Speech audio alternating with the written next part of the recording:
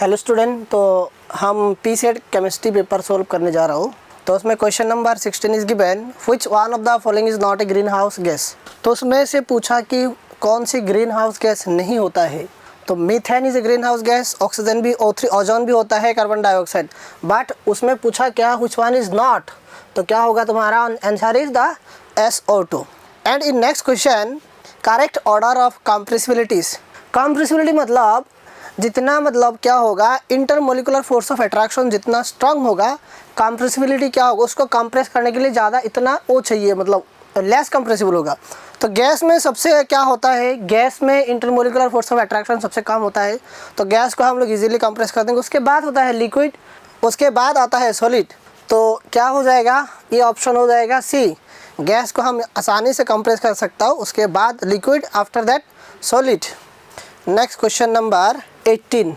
If the four tube of a car are filled to the same pressure with N2O2, H2 and neon gas separately, then which will fill the tube first?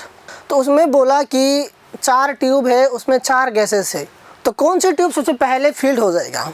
तो उसके लिए देखो क्या है, हमारा जो rate होता है गैस का, तो गैस का रेट होता है, हम लोग को पता है, rate is directly proportional to 1/√, molecular mass. तो जिसका देखो मोलिकुलर मास जिसका सबसे कम होगा उसका रेट सबसे ज़्यादा होगा। तो ये सारा ऑप्शन में सबसे मोलिकुलर वेट उसका हो जाएगा तुम्हारा 28 एंड दिस इज़ 30, नियॉन का 20, ये होता है 2। तो सबसे ज़्यादा रेट होगा हाइड्रोजन का। तब और रेट इक्वल टू क्या होते हैं, वॉल्यूम बाई टाइम। तो ज़्यादा अमाउंट ऑफ गैस किसका आएगा, हाइड्रोजन का आएगा।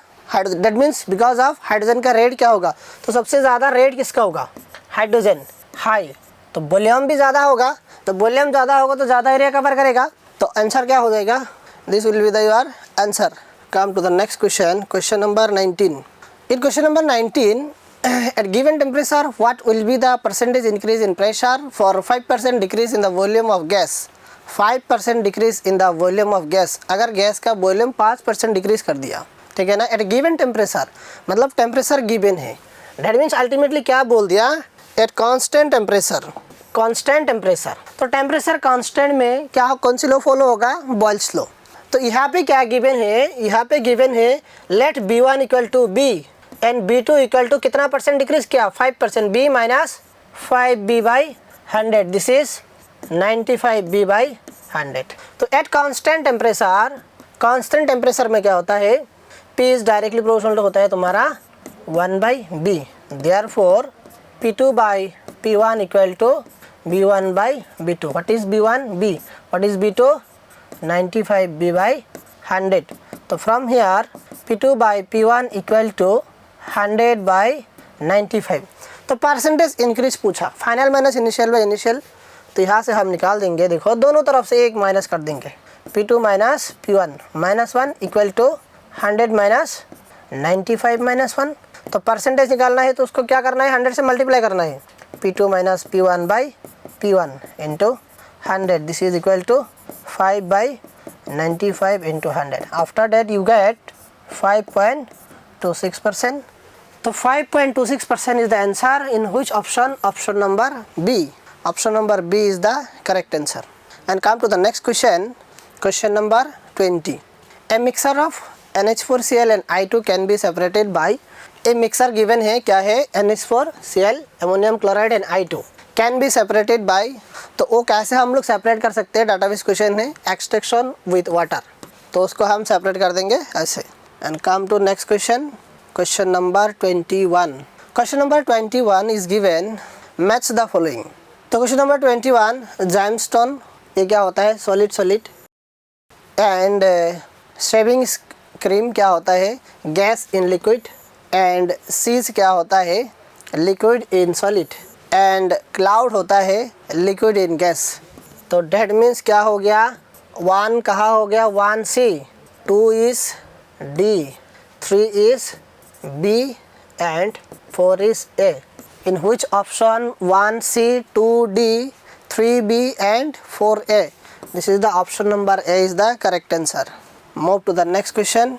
Next question number 22. The correct order of increasing number of alpha particle passing undeflected through the foil of AU, AZ, CU and AL of 1000 atoms thickness each in a stimulated alpha particle scattering experiment of Rutherford would be। तो सबसे कम होगा gold का होगा, सबसे कम होगा gold, उसके बाद होगा silver, after that copper and after that aluminium. तो ऑप्शन नंबर 1 हो जाएगा correct answer. And next question, come to the next question. All element with mass number 81 contains 31.7 more neutrons as compared to proton. The symbol of atom is। तो mass number A is equal to given 81। mass number होता है neutron plus proton equal to that is ultimately given 81। तो let number of proton equal to x। तो यहाँ पे number of proton और ये कितना गिवन है तुम्हारा 31.7% मोर न्यूटन। तो न्यूटन इज गिवन 31.7%, 1 प्लस 31.7 मतलब 31.7 बाई 100, दिस इज 1.317। तो ये क्या कितना गिवन था इंटू एक्स। तो 1 plus 1.317 into x equal to 81, therefore x equal to 81 by 2.317, finally you get 35। तो नंबर ऑफ प्रोटॉन कितना आ गया 35। तो एलिमेंट में क्या होता है कोई भी एक्स एलिमेंट, तो ए जेड कितना गिवन था 81, प्रोटॉन कितना आया 35। तो यही हो जाएगा तुम्हारा एलिमेंट का सिंबल। तो ये कौन से ऑप्शन में है in this option number B. Come to the next question. Under what condition a real gas behaves as an ideal gas. तो रियल गैस कब आइडियल गैस बिहेव करेगा? Low pressure and high temperature, simple, low pressure and high temperature, option B is the correct answer.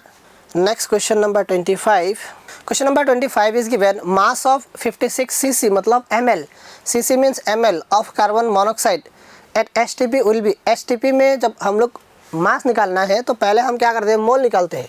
Mole of CO क्या हो जाएगा given volume by molar volume 56 ml divided by 22400। तो ये मोल निकाल दिया तो मास निकालना था हमको।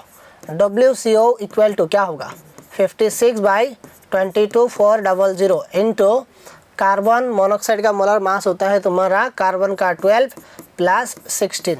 तो finally after calculation you get the value 0.07 gram. weight of carbon monoxide is this in which option? Option number C। next question is 26। chemical formula of aluminum sulfate। Sulphate में क्या होता है देखो, सल्फेट में SO4 2- और aluminium का balance होता है 3। तो एल्युमिनियम क्या करेगा 3+ प्रोड्यूस करेगा। तो यहाँ से देखो कहाँ तुम्हारा एल्युमिनियम 3+ प्रोड्यूस होगा, यहाँ पे क्या हो जाएगा 2Al 3+ प्लस 3 SO4 2-। तो this is the formula of aluminium sulphate.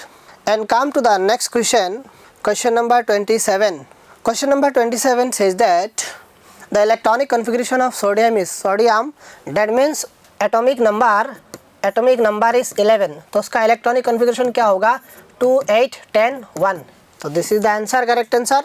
Next question is pick out the isobaric pair. Isobar का मतलब होता है it is the different element they have same mass number but different atomic number.